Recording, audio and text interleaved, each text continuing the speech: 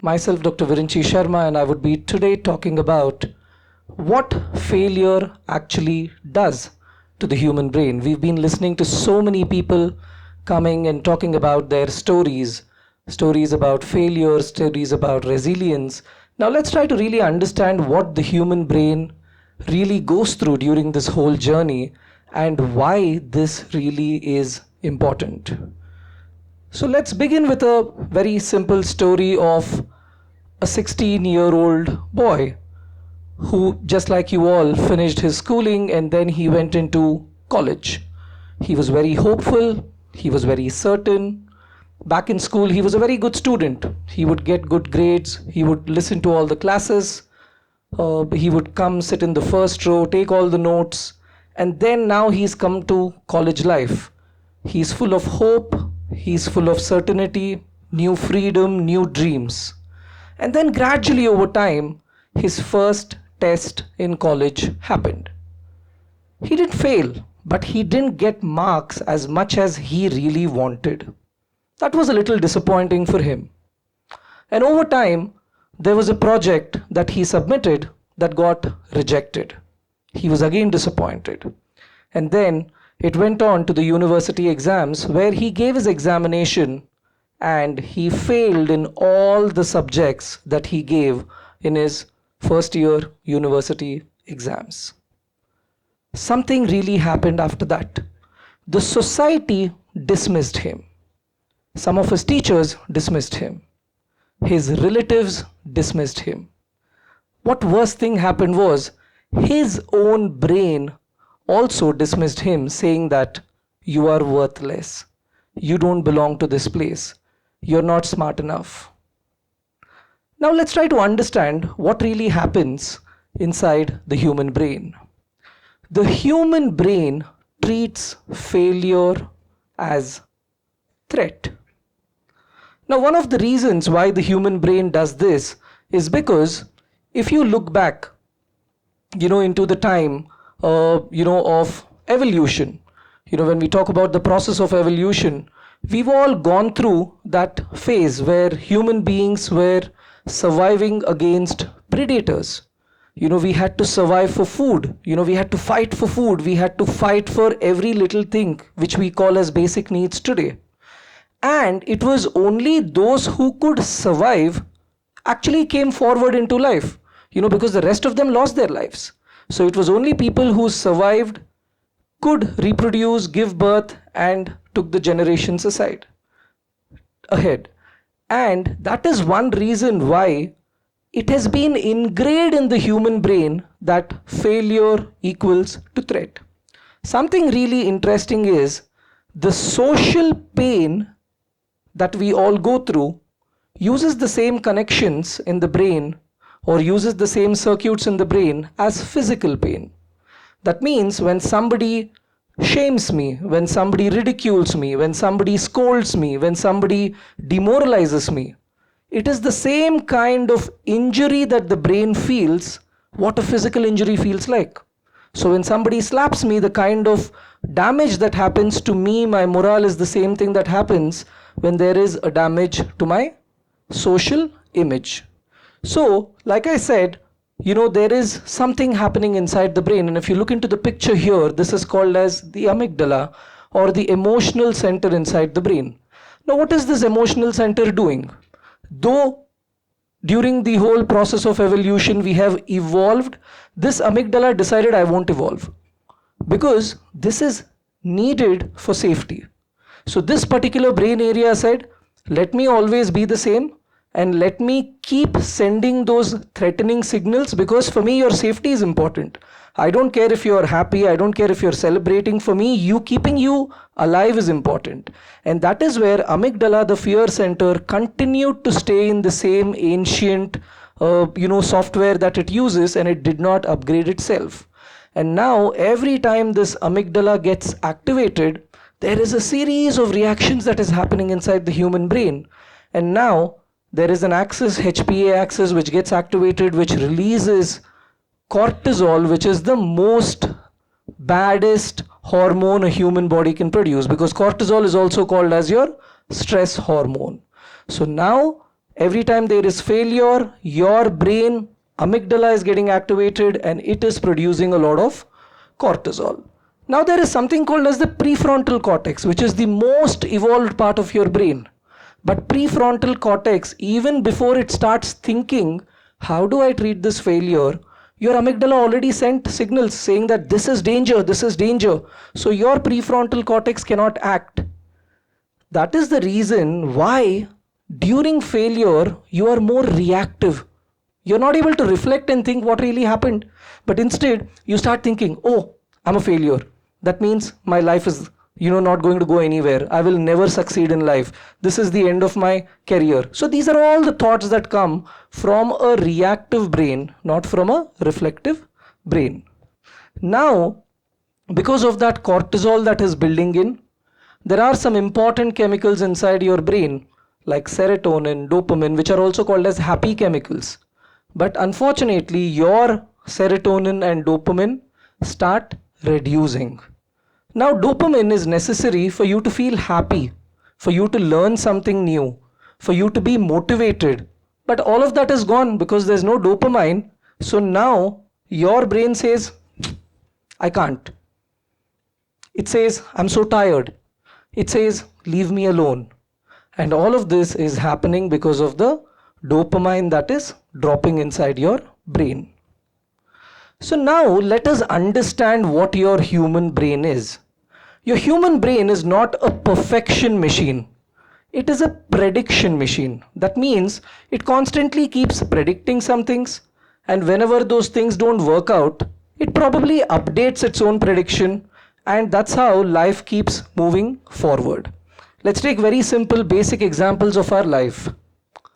When somebody offers me a cup of coffee, my fingers go towards the cup of coffee with some expectation that this is going to be in a particular temperature, this is going to be of a particular weight.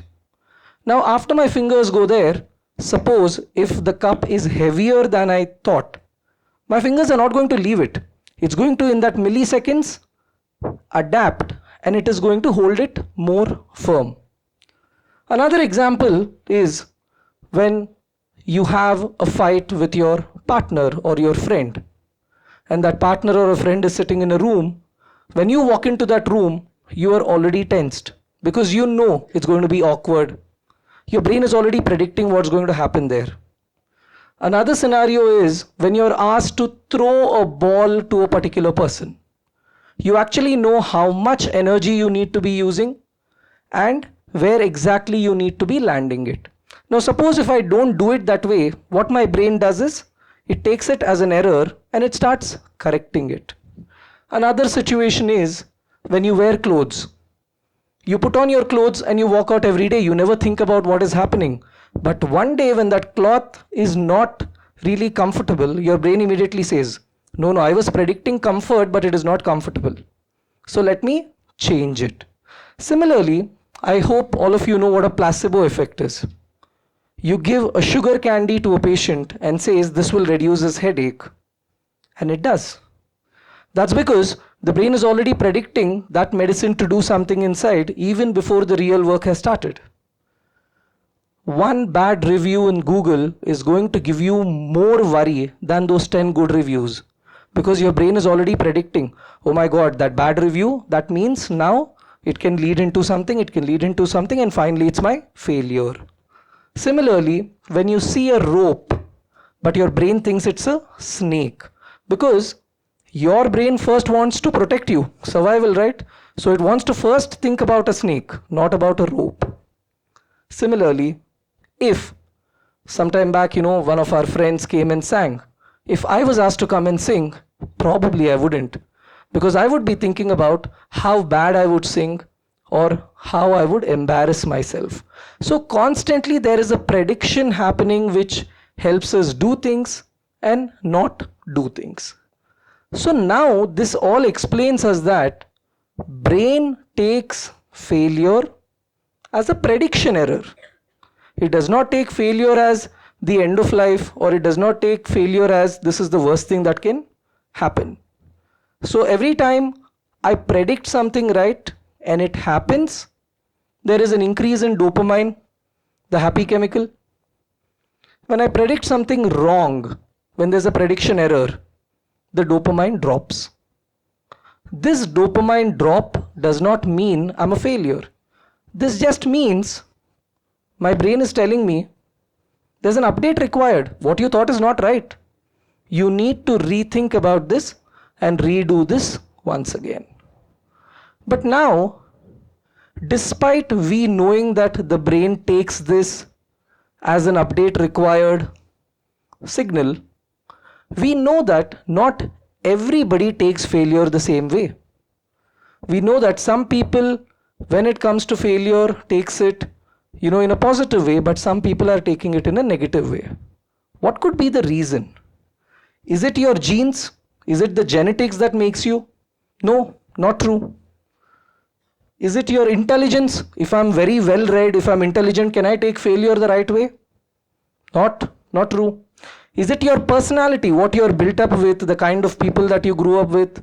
Does that actually decide how you'll take your failure? That is also not true. So what actually decides how you take your failure? It is two basic skills that the human brain has. One is how you regulate your emotions. So emotional regulation is where you react without going into any of the extremes. When I'm happy, I don't need to be over-elated. When I'm sad, I don't need to go to that one corner. Instead, I try to stabilize myself somewhere in between. And the second quality is resilience. So resilience is not something that comes in your genes. Resilience is not a trait that you're born with. But resilience is a basic skill the human brain learns. And how does the brain learn resilience? The interesting aspect is the brain can only learn resilience when it tastes failure. So there is no brain which knows resilience if it is not tasted failure. But now, when there is failure, somebody is low, how do you bring him back? How do you build this resilience? Resilience cannot just happen overnight. It happens over practice. And what are those practices that help? Undoubtedly, deep breathing exercises. Mindfulness practices have been known to regulate your emotions. You need to first calm down that survival mode, bring it back into the cognitive mode. So that is where deep breathing exercises help. Second is labeling your emotions. Now let's see what happens. Every time there is a failure, my brain immediately starts creating a story. My brain tells me, oh my God, something wrong happened. Now what is going to happen in the future? How are we going to deal with this? This is how you're always going to be. This is what your future is always going to be like. You will never come out of this. This is all a story that my brain is creating. The fact is, I felt sad. That's an emotion. But there is this whole story that is coming. So to skip this whole story, you need to learn this technique about labeling your emotions. That is where you say, okay, I notice that my brain is feeling sad. The next thing is, you need to differentiate identity and outcome. See, for the longest time, the brain believed that the outcome is my identity. If I want to be in a group, I need to win. If I want to survive, I need to win. So this is where, it believed that, my skills or my identity is all about what my outcome is. So when you start differentiating the identity from your outcome, that is again somewhere where you will build your resilience. The next thing is questioning failure. Now, every time something goes wrong, I fail in my examination, the first question that I do is, how can this happen to me? That's not the question you should be doing. Instead, the question you should be doing is, what went wrong? How can I come out of this? What else should be done? So the right kind of question when you do to your brain, you are building resilience. Practicing uncertainty. Now, this is something very interesting. To make your brain resilient, you need to give your brain those activities which your brain is not comfortable with. So every time you're giving something that your brain is not comfortable with, your brain learns that, okay, the outcome does not matter. I enjoyed the process. I learned something new in the whole process. And those kinds of little practices makes you a more resilient brain. The last but not the least, borrowing resilience. Sometimes when you fail to understand how to come out of this situation, you need to talk to an expert who can give you that kind of a thought, or who can tell you that this is what resilience is about. Sometime back, we were talking about a 16-year-old boy. This boy in the year 2006 went to a medical school. He had 3 subjects: anatomy, physiology, and biochemistry. He failed in all the 3 subjects. This story that I'm talking about him is not his actual story. The only reason I've been telling him, he, is for the ease of talking. This story is my story. In 2006, when I went into college and when I failed, there was something that was told. My course of 5 years of MBBS, and I was told I might not even finish it in 2015. Cut story to 2015, not my undergraduate, but I finished my postgraduate as one of the state toppers of Telangana. And today, another 10 years later, I'm actually standing right in front of you. This was 2023, my first TED Talk. 2025, my second TED Talk. And exactly 10 years from 2016, I stand in front of you with my third TED Talk. A few things that I learned from this whole journey. One, I understood that just like how your phone crashes, you update it and it becomes smarter. That's exactly how a human brain also works. I understood that failure is the first architect for innovation. I have succeeded in life not because I am fearless or not because I'm brave. It's only because I believed, or my brain learned, that failure is not a stop. Even after failure, there is more that life will give you. And the last thing that I want to say is failure is not the opposite of success. It is a part of your success. And I think this mantra is going to help us come out of all these obstacles. Thank you.